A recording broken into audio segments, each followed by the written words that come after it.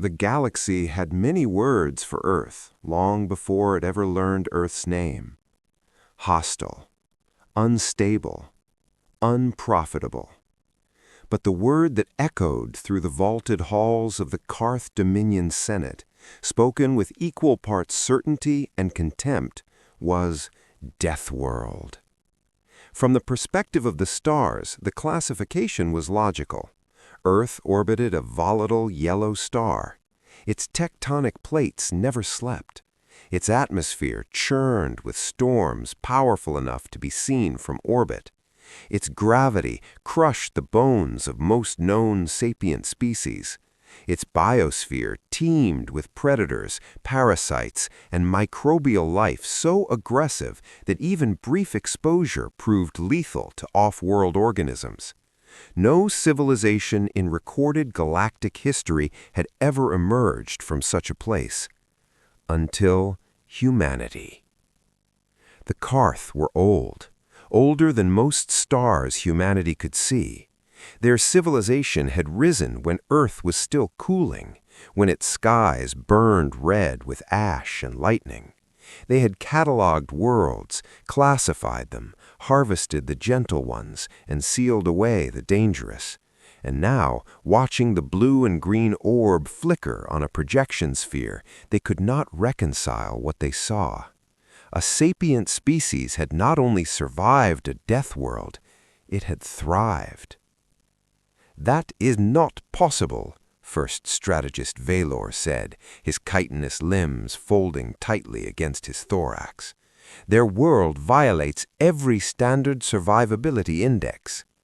"And yet," replied High Arbiter Kesh, eyes narrowing into vertical slits, "they have cities, industry, orbital infrastructure." "Primitive," Valor snapped, "barely interstellar." "But expanding," Kesh said softly. That was the real offense. Humanity had not petitioned for membership, had not asked permission, had not bowed, negotiated, or paid tribute. They had simply looked up at the stars and come anyway, building crude but resilient ships, colonizing harsh moons, adapting their death world instincts to the void. To the Karth Dominion, that was unacceptable. "A death world species cannot be allowed to spread," Kesh decreed. "Their psychology alone is a destabilizing factor. If they endure that planet," he gestured toward Earth's image, "what horrors will they become if allowed time?" The Senate voted unanimously. Earth would be pacified. Humanity would be called or contained. The death world would be claimed. And so the invasion fleets were launched. Sleek, elegant vessels designed for efficiency, armed with weapons perfected across millennia of conquest. As they entered hyperspace, the Karth believed they were performing a necessary act of galactic hygiene. They did not yet understand that they were flying willingly into the most hostile environment of all. Not Earth, humanity. The first Karth ships arrived in the Sol system with surgical precision.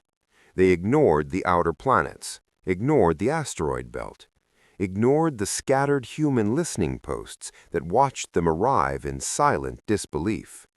Their scanners painted Earth in cold data, gravity wells, atmospheric composition, population centers. "So much wasted energy," one Karth navigator observed. "They build upward instead of outward, inefficient." "Typical of Deathworlders," another replied. "Short-lived, desperate, overcrowded." The fleet commander, Warlord Thrax, watched Earth rotate beneath them, clouds spiraling like living things, oceans glittering beneath sunlight. "Broadcast the declaration," he ordered. The message was transmitted on every frequency humanity used. "By authority of the Karth Dominion, your world is hereby classified as a quarantined death world. Your species has exceeded its permitted expansion threshold. Resistance will be met with extinction. On Earth, the message played across screens, radios, and emergency systems. There was panic, yes, fear, confusion, but there was also something the Karth did not anticipate: recognition. Humanity had grown up on a planet that tried to kill them every day. Storms, earthquakes, diseases, predators, famine, war. An alien invasion was terrifying, but it was not unfamiliar. In military command centers across the planet, human analysts studied the alien ships. "They're hovering," General Alana Reyes said. "No immediate bombardment." "They think we'll surrender," said Dr. Chen, voice tight but focused. "They assume fear will do the work for them." Reyes gave a grim smile. "They don't know us very well." The first Karth strike was restrained. Precise orbital fire on military installations, power grids, spaceports. They expected chaos. Instead, they encountered adaptation. Human networks rerouted power within seconds. Cities fell dark, but emergency systems lit up immediately. Military assets went underground. Aircraft dispersed. Satellites hardened their orbits. "These responses are too fast," a Karth tactician muttered. "Their command structure should be collapsing." Warlord Threx watched human missiles streak upward, not elegant energy beams, but crude, roaring projectiles, swarming in chaotic arcs. "Primitive weapons," he scoffed. Then one detonated close enough to rattle his flagship. "Adjust shields," he snapped. The Karth had never fought a species that assumed it would be hit and planned accordingly. On the third day of the invasion, the Karth deployed ground forces. Dropships descended through Earth's atmosphere, their hulls glowing as friction burned against them. They landed in deserts, tundra, jungles, anywhere resistance was expected to be minimal. Instead, resistance was everywhere. Human soldiers did not meet the Karth in neat formations. They fought from rubble, from forests, from underground tunnels carved during wars long past. They used terrain like a weapon: ambushes in cities, landslides in mountains, floods unleashed from deliberately breached dams. "Why do they fight so viciously for such a world?" a Karth officer demanded as reports streamed in. "Their planet is hostile even to them." A captured human, wounded but defiant, answered simply, "Because it's ours." The Karth did not understand attachment to place. Their worlds were engineered, controlled, safe.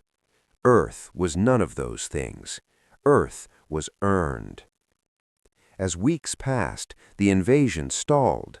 Casualties mounted. Supply lines stretched thin. Humanity's technology was inferior, but their logistics were relentless. Factories converted overnight. Civilian industries became war machines. Farmers, engineers, doctors, all became part of the resistance. On the Karth flagship, Threx reviewed footage of human medics dragging wounded soldiers through fire, shielding them with their own bodies. "They do not retreat," he said slowly. "No," replied his adjutant, "they endure." That was when the first doubt crept into the Dominion's certainty. Deep beneath the Rocky Mountains, in a facility older than many nations, a decision was being made.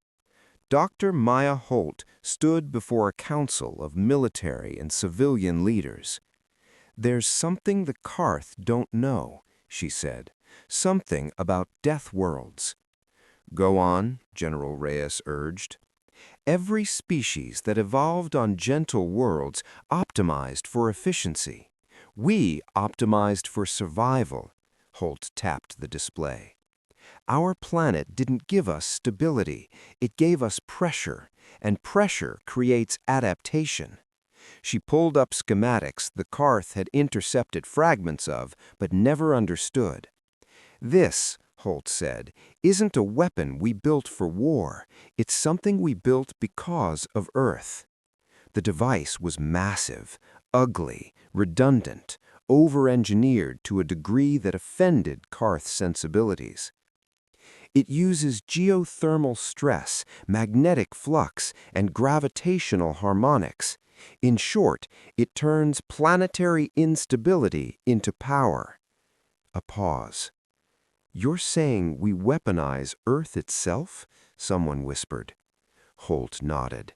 "They think Earth is our weakness. It's our shield." The plan was risky, dangerous. It could fail catastrophically.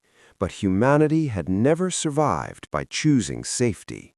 The invasion ended not with annihilation, but withdrawal.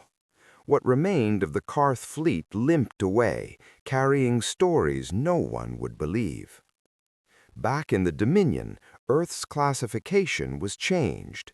Not Deathworld, Forge World, a place that did not kill its children, but tempered them. The Carth would remember humanity not as conquerors, but as survivors, shaped by storms, hardened by gravity, bonded by shared struggle.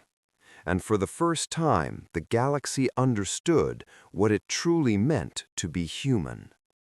If this story moved you, subscribe for more human stories from the stars.